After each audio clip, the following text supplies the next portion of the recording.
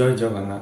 तो बहुत माँ माउसी मानक एपर्यंत सुविधा योजना टंका आसीनी से मैंने कौन कर भूल कारण आपण बैंक अकाउंट को टंका आसनी।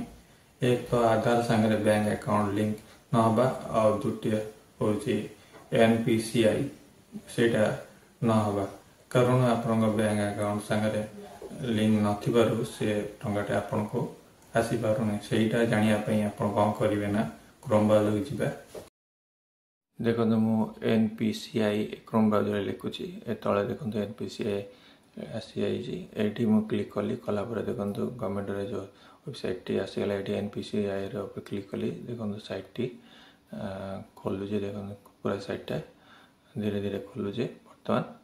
तो देखो मु मोबाइल रे मु एटा डेस्कटॉप साइट टा को क्लिक करी राइट कर देली।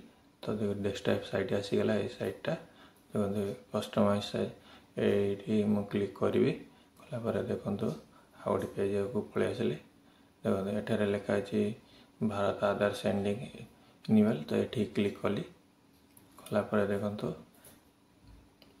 साइट खोलला। तो देखो एठारे जो साइट जो पेजटा खोली यही से कौन साइटा देखो एठारे क्लिक करंतु कला पर देखो एटी देखे गेट आधार मैपिंग स्टेटस उपरे क्लिक कली कला पर एठारे मोर आधार नंबर टी देइछि देला पर कैप्चर कोड कंप्लीट करी मु चेक स्टेटस उपरे क्लिक कली। तो देखो मो मोबाइल को गोटे OTP आछि। तो मु एठारे OTP टी देबी। तो आपण को मोबाइल गोटे OTP जाइतो तो आपण से OTP टा को एठारे भरिवे। देखो मो OTP टा दउछि वर्तमान देला परे जो सबमिट अच्छी सबमिट पर क्लिक करी बर्तमान मु लिखुची OTP। तो ये जगह पर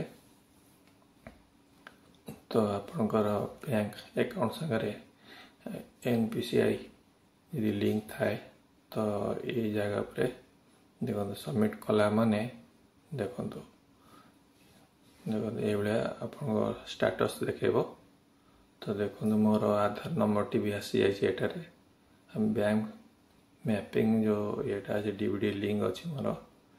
तो एठारे स्टेट बैंक ऑफ इंडिया लिखा जाइए सब किसी एठारे कंप्लीट अच्छी मोर। तो NPCI कंप्लीट थिले सब ये आपन को स्टार्ट